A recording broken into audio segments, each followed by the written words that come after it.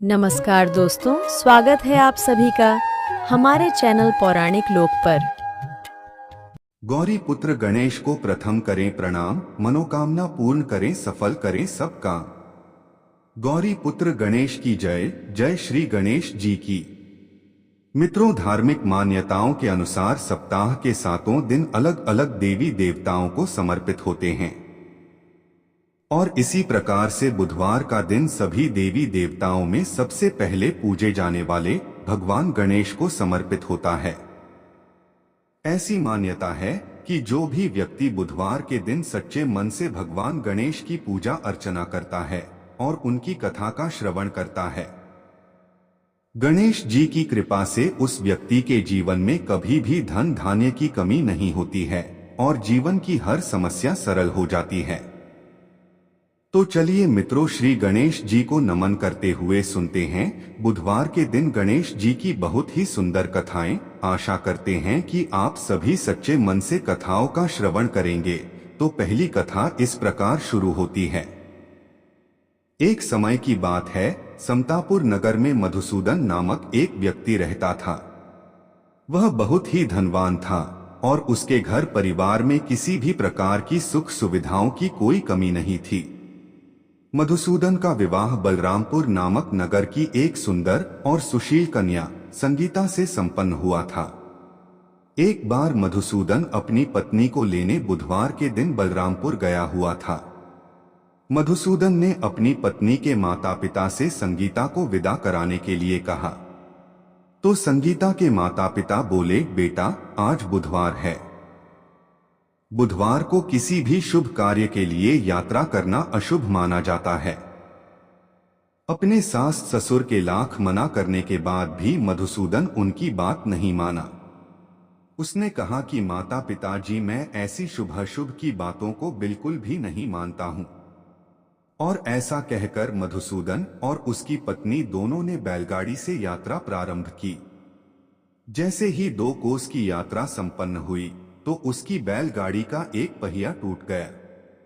2 कोस के बाद वहां से दोनों ने पैदल ही यात्रा शुरू की। रास्ते में संगीता को प्यास लगी तो मधुसूदन उसे एक पेड़ के नीचे बैठाकर जल लेने चला गया। थोड़ी देर बाद जब मधुसूदन कहीं से जल लेकर वापस आया तो वह बुरी तरह हैरान हो उठा, क्योंकि उसकी पत्नी के पास उसकी ही शक्ल सूरत का एक दूसरा व्यक्ति बैठा था। संगीता भी मधुसूदन को देखकर हैरान रह गई। वह दोनों में कोई अंतर नहीं कर पाई। मधुसूदन ने उस व्यक्ति से पूछा, तुम कौन हो और मेरी पत्नी के पास क्यों बैठे हो? मधुसूदन की बात सुनकर उस व्यक्ति ने कहा, अरे भाई, यह मेरी पत्नी संगीता है। मैं अपनी पत्नी को ससुराल से विदा कराकर लाया हूं। लेकिन तुम कौन हो जो मुझसे ऐसा प्रश्न कर रहे हो? मधुसूदन ने कहा, तुम जरूर कोई चोर या ठग हो। यह मेरी पत्नी संगीता है। मैं इसे पेड़ के नीचे बैठाकर जल लेने गया था। इस पर उस व्यक्ति ने कहा, अरे भाई, झूठ तो तुम बोल रहे हो। संगीता को प्यास लगने पर जल लेने तो मैं गया था। मैंने तो जल लाकर अपनी पत्नी को पिला भी दिया है। अब तुम चुपचाप यहां से चलते बनो, नहीं तो किसी सिपाही को बुलाकर तुम्हें पकड़वा दूंगा। दोनों एक दूसरे से लड़ने लगे। उन्हें लड़ते देख बहुत से लोग वहां एकत्र हो गए। नगर के कुछ सिपाही भी वहां आ गए। सिपाही उन दोनों को पकड़कर राजा के पास ले गए। सारी कहानी सुनकर राजा भी कोई निर्णय नहीं कर पाया। संगीता भी उन दोनों में से अपने वास्तविक पति को नहीं पहचान पा रही थी। राजा ने दोनों को कारागार में डाल देने के लिए कहा। राजा के फैसले पर असली मधुसूदन भयभीत हो उठा। तभी आकाशवाणी हुई, मधुसूदन, तूने संगीता के माता पिता की बात नहीं मानी और बुधवार के दिन अपनी ससुराल से प्रस्थान किया। यह सब भगवान बुधदेव के प्रकोप से हो रहा है। मधुसूदन ने भगवान बुधदेव से प्रार्थना की कि हे भगवान बुधदेव, मुझे क्षमा कर दीजिए। मुझसे बहुत बड़ी गलती हुई। भविष्य में अब कभी बुधवार के दिन यात्रा नहीं करूंगा और सदैव बुधवार को आपका व्रत किया करूंगा। मधुसूदन के प्रार्थना करने से भगवान बुद्धदेव ने उसे क्षमा कर दिया। तभी दूसरा व्यक्ति राजा के सामने से गायब हो गया। राजा और दूसरे लोग इस चमत्कार को देख हैरान हो गए।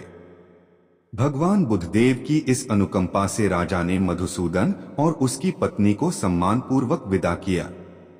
कुछ दूर चलने पर रास्ते में उन्हें बैलगाड़ी मिल गई। बैलगाड़ी का टूटा हुआ पहिया भी जुड़ा हुआ था। दोनों उसमें बैठकर समतापुर की ओर चल दिए। मधुसूदन और उसकी पत्नी संगीता दोनों बुधवार को व्रत करते हुए आनंदपूर्वक जीवन यापन करने लगे। इस तरह भगवान बुद्धदेव की कृपा से उनके यहाँ खुशियां बरसने लगी।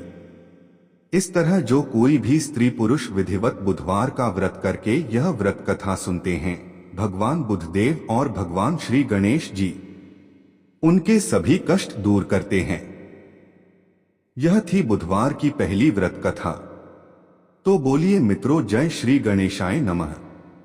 अब चलिए सुनते हैं दूसरी कथा। प्राचीन समय की बात है, एक कुएं में एक मेंढक और उसकी पत्नी रहा करती थी। मेंढक और उसकी पत्नी कुएं में आराम से मौज मस्ती के साथ रहा करते थे। पर मेंढक सदा ही बात बात में मेढकी से झगड़ा करता रहता था, क्योंकि उसकी पत्नी हमेशा श्री गणेश जी की पूरा पूजा आराधना में लीन रहा करती थी। मेढकी हमेशा अपने मन में तथा बोल बोल कर भी विघ्नहर्ता श्री गणेश जी के नाम का जाप किया करती थी। इस बात से मेढक बहुत नाराज हुआ करता था, क्योंकि उसे ऊंची आवाज में गणेश जी का नाम सुनना अच्छा नहीं लगता था। एक बार उसने गुस्से में मेंढकी को कहा कि तू पापी है, जो हर समय पराये पुरुष का नाम लेती रहती है। इस पाप को करना बंद कर। और उसने मेंढकी को धमकी भी दी कि यदि आज के बाद उसने विनायक जी का नाम लिया तो वह उसका सिर फोड़ देगा।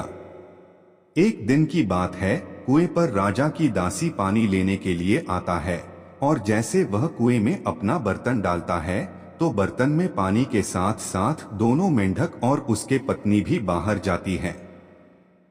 अब दासी कुएं पर पानी भर के वह पानी के साथ साथ मेंढक मेढकी को भी घर ले जाती है और एक बर्तन में पानी गर्म करने के लिए तैयारी करती है। दासी ने दोनों मेंढकों को पानी वाले बर्तन में डाल दिया और बर्तन को चूल्हे पर गर्म होने के लिए रख दिया। वह पानी तालाब से लाया गया था, इसलिए वह थोड़ा गंदा था और दासी को उसमें मेंढक मेढकी दिखाई नहीं दिए। जैसे जैसे पानी गर्म होने लगा, दोनों मेंढक मेढकी का शरीर जलने लगा। इस पर मेंढक की पत्नी ने मन ही मन श्री गणेश जी की पूजा अर्चना और नाम जाप शुरू कर दिया। मेढकी को यह विश्वास था कि भगवान गणेश उसकी सहायता अवश्य करेंगे। अचानक ऐसा चमत्कार हुआ कि पानी चाहे कितना भी गर्म हो रहा था, लेकिन मेढकी को कुछ भी महसूस नहीं हो रहा था। लेकिन इसके विपरीत उसने अपने पति से कहा, क्या तुम्हें सच में जलन हो रही है? मेंढक ने जवाब दिया, हाँ मुझे बहुत जलन हो रही है, क्योंकि पानी धीरे धीरे बहुत गर्म होता जा रहा था। अपने पति की ऐसी दशा देखकर पत्नी ने सलाह दी, तुम भी जल्दी से श्री गणेश जी का नाम जाप करना शुरू करो, देखना गणेश जी की कृपा से तुम्हें भी आराम मिलेगा।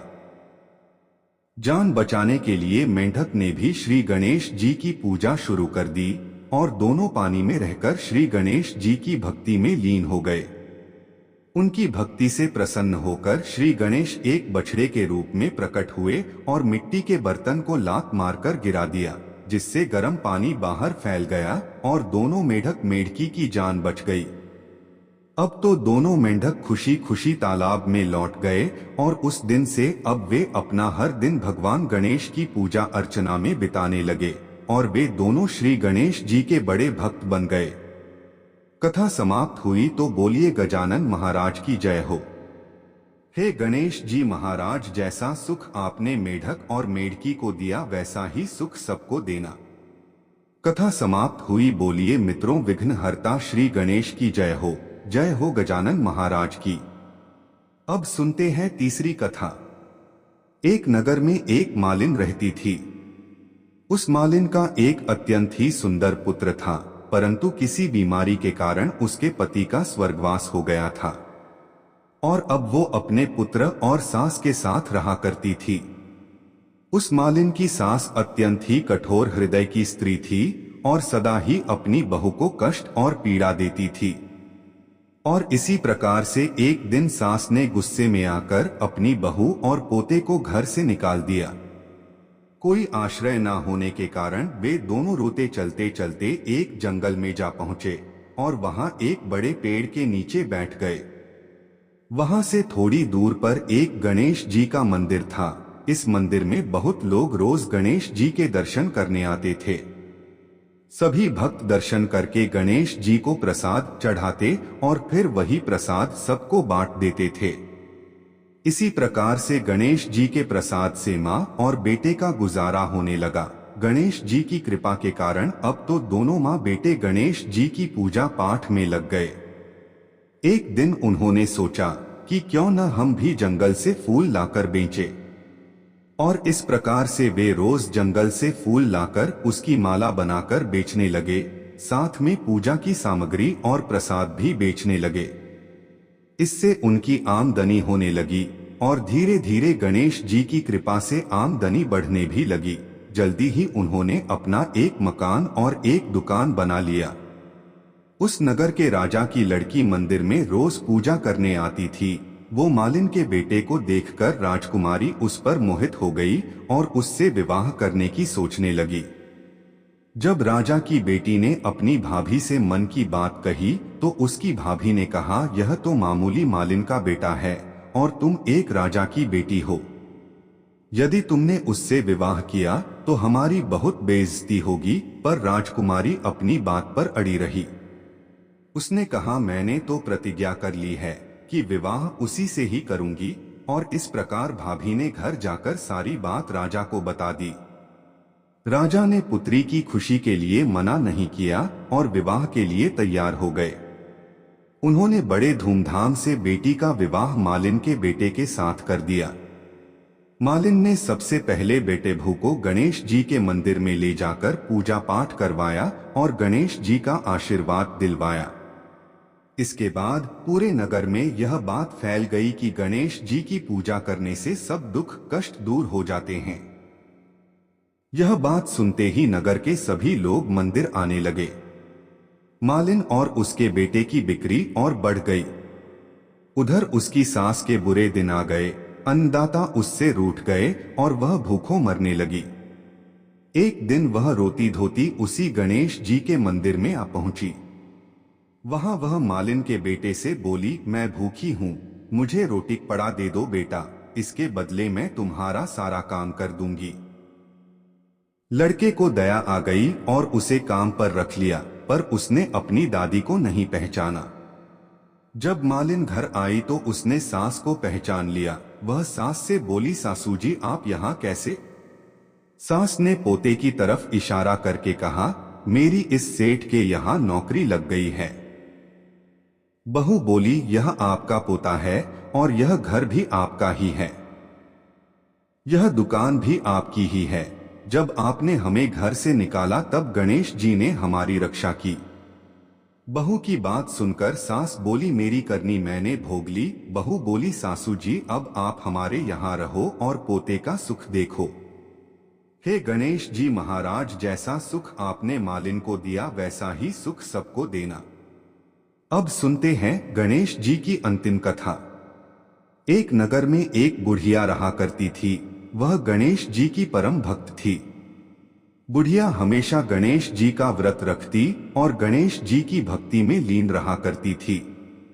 एक दिन गणेश जी प्रकट हुए और उससे बोले कि मैं तुम्हारी सच्ची भक्ति और निष्ठा भाव से अत्यंत ही प्रसन्न हूँ। तुम जो चाहो मांग लो, आज तुम्हारी हर मन की मुराद पूरी होगी। इस पर बुढ़िया ने गणेश जी से कहा कि मुझे तो मांगना नहीं आता, मैं आपसे कैसे कुछ मांगू? आपने तो बिना कुछ मांगे ही मुझे सब कुछ दिया हुआ है। अब मेरी मांगने की आपसे कोई इच्छा नहीं। तब गणेश जी ने कहा कि तुम अपने बेटे और बहू से सलाह लेना और फिर कुछ मांग लेना। इस पर बुढ़िया ने अपने बेटे से कहा, कि गणेश जी मेरी सच्ची भक्ति से प्रसन्न हुए हैं और उन्होंने ने मुझे कुछ मांगने को कहा है। मैं गणेश जी से क्या मांगू? बुढ़िया के बेटे ने यह सुनकर कहा कि माँ धन मांग ले। जब बुढ़िया ने अपनी बहू से पूछा कि पुत्री गणेश जी ने मुझे कुछ मांगने को कहा है, मैं उनसे क्या मांगू? उसकी बहू ने कहा कि माँ नाती मांग ले। बुढ़िया ने पड़ोस के लोगों से भी इस बारे में पूछा तो उन्होंने कहा कि धन और नाती का तुम्हें क्या लाभ है? तुम अंधी हो, अपने लिए गणेश जी से आंखों की रोशनी मांग लो। इसी प्रकार से बुढ़िया सबकी सलाह लेकर रात में सो गई। बुढ़िया जब अगले दिन उठी और गणेश जी की पूजा की तो इस समय गणेश जी फिर से प्रकट हुए। बुढ़िया ने गणेश जी से कहा कि आप अगर मुझसे प्रसन्न हैं तो 9 करोड़ की माया दो, निरोगी काया दो, अखंड सुहाग दो, आंखों की रोशनी दो, नाती और पोता दो, सुख और समृद्धि दो और जीवन के अंत में मोक्ष दो। इस पर गणेश जी ने कहा कि बुढ़िया माँ, तुमने तो मुझे ठग लिया, लेकिन जाओ तुम्हारी सब मनोकामनाएं पूरी हों। और ऐसा कहकर गणेश जी वहां से चले गए। इस तरह गणेश जी की कृपा से बुढ़िया को सब कुछ प्राप्त हो गया। मित्रों, यह थी गणेश जी की कथा महिमा। बोलिए जय श्री गणेश जी की।